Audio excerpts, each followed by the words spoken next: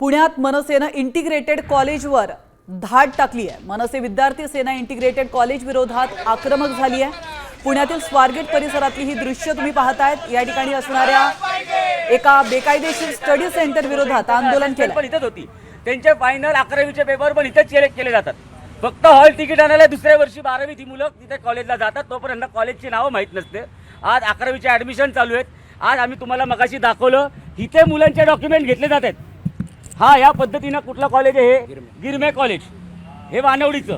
त्याचे फॉर्म इथे कसे वाटतात? या कॉलेजचा या मालकाशी संबंध काय? आणि जर कॉलेजच्या बाहेर फॉर्म वाटायला परवानगी आहे का?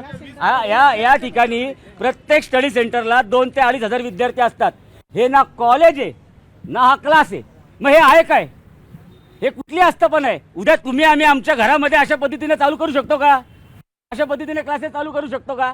हे चालू करण्याचं कारण म्हणजे हे एजंटांनी चालू केलेलं आहे, ज्यांना विद्यार्थ्यांच्या फीचे पैसे, विद्यार्थ्यांकडनं जर 30,000 फी घेतली तर 10,000 क्लासचे एजंट घेतात। 10,000 हे एजंट घेतात जे हे चालवतात ते, आणि उरलेले पैसे कॉलेजला मिळतात। अशा पद्धतीनं विद्यार्थ्यांना फसवलं जातं। पण उद्या जर